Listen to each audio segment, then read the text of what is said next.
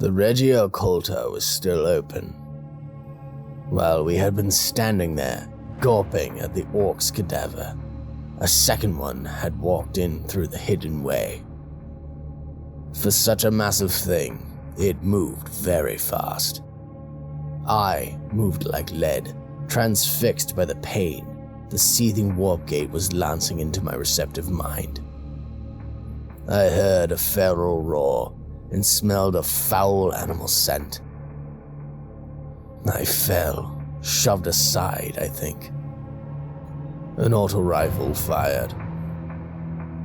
The orc slew the first militiaman as he had landed among us, splitting the fellow straight through the crown with his jagged cleaver.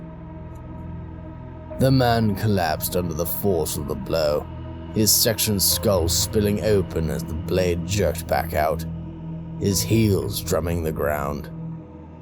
The orc caught another man by the throat, yanked him off his feet, and bit away his face. It is awful to reflect that this unfortunate lived for at least another 10 minutes. The orc broke the back of a third militiaman with a stinging cudgel blow before making off in great bounding leaps toward the unlit buildings of the Commercia. Zelwyn and the sole remaining militiaman fired after it. The man with the broken back lay on the ground, screaming. "Eisenhorn!" Zelwyn yelled. "Lower the bridge." I didn't want to use my wail on the poor fellow, but I had no choice. My mouth wouldn't work. Zelwyn wet himself as my mind intruded upon his. To his credit, he rallied and signaled the machine room. The new bridge slowly rattled and clanked back into place. The corpus in charge between the spans shorted out and vanished as the opposite ends touched. My mind cleared at once, the pain draining back.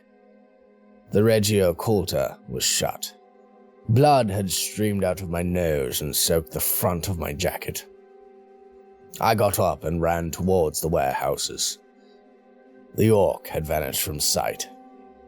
I had to find it before it found anyone else. A greenskin is dangerous enough. This one was enraged, possibly wounded, and knew it was cut off and pursued by its mortal foe, man. Zelwyn ran after me. The remaining militiaman stayed put, too shocked to move, his rifle limp in his white-knuckled hands. "Get back, Zelwyn!" I shouted. "Gather your militia in full force." "Like hell!" he yelled back. He shouted over at the units waiting behind the barricades, and they moved forwards after us. We entered the most likely venue, a warehouse stacked with mineral hoppers. Glow globes hung from the rafters, but not all of them worked. Frail daybreak glimmered through the roof lights. "In here?" Zelwyn whispered, panting. I held up my hand for hush. The place was quiet, except for the mocking chuckle of the cackle. I tried to reach out with my mind, but I was drained, and no human psyker can read the greenskin mind. They are blunt to us. I took a deep breath instead and smelled the air. Mineral stink, wet rocks, and a hint, just a hint, of animal odor. We edged forwards.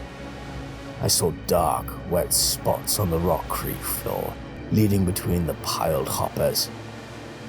Unless someone had recently carried a leaky promethium drum through the place, Zelwyn had managed to wound the creature right enough. I touched one of the spots. It oozed warmth. "It's here," I whispered. Zelwyn already knew that. It had come out of the shadows nightmarishly silent for something so big, and seized him by the throat. I turned slowly.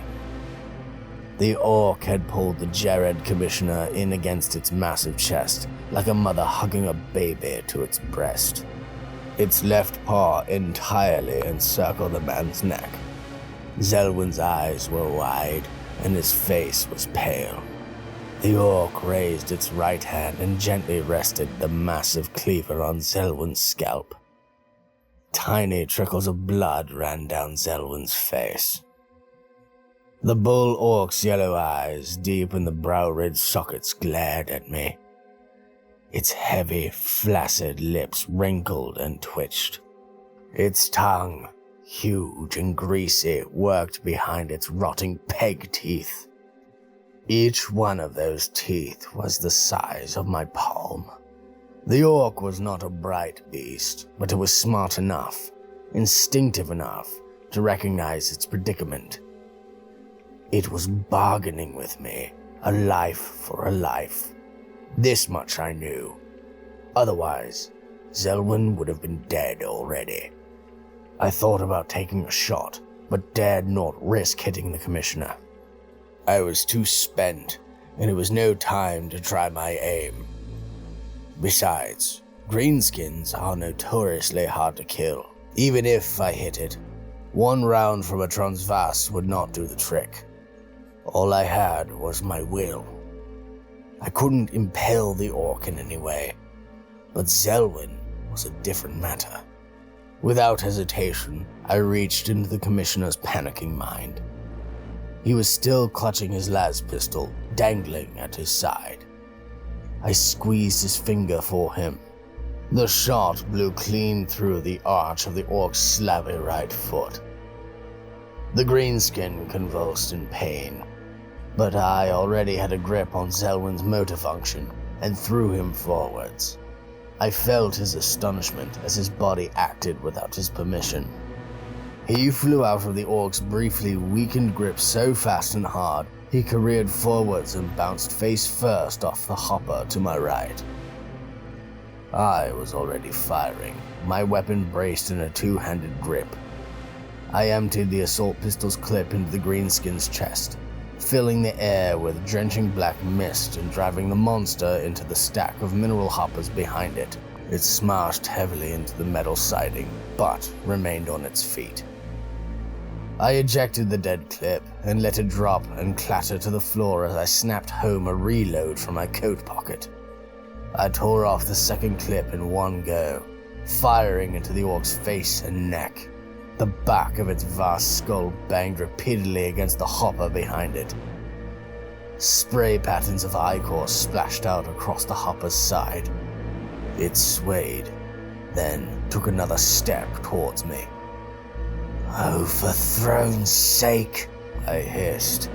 "Just die!" It died. The stack of hoppers, unsettled by the repeated impacts, creaked and toppled, crushing the orc in an avalanche of rock ore, clinker, and iron crates. The noise was deafening. I shielded my face. Dust billowed up and slowly settled. I helped the Jared Commissioner to his feet. He was quaking badly. Both of us were coated in a film of rock dust. He looked at the mangled heap of wreckage, where dark, clotted ichor seeped out from under the heaps of spoil. Holy shit, he muttered. There was no way, or no way in the understanding of the Ordos anyway, to close a Regia Occulta. I made it quite clear to Zelwyn that the new bridge should never, ever be raised again, for it was that very raising, during the cackle, that produced the unique combination of effects necessary for the Regia Occulta to function. He needed no persuasion.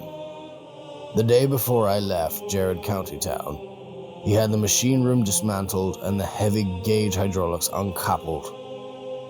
I understand, though I cannot confirm the fact, that the new bridge was swept away in a freak flood tide some years later. It was never replaced. The Regia Occulta never reoccurred in Jared County Town. Commissioner Zelwyn, who went on to serve his community for 6.5 decades, kept one of the orc cleavers on his office wall, and enjoyed telling visitors that the dried blood on its points was his. The morning I left, he came to see me off. I hope to never see you again, Inquisitor, he said, shaking my hand. I hope so too, Commissioner. He paused. I meant that in a good way, he added. So did I said. I crossed over into Foothold County via the pass at Colbreck. The reluctant motorized unit of the local militia was there to greet me, the engine of the Centaur idling. They weren't glad to see me, but I was glad to see them. The cackle was dying away, and I would soon be gone from Ignix. The cackle was dying away, but it insisted on having the last laugh. Many years later, at the end of my life, the mocking elements of Ignix would return to haunt me.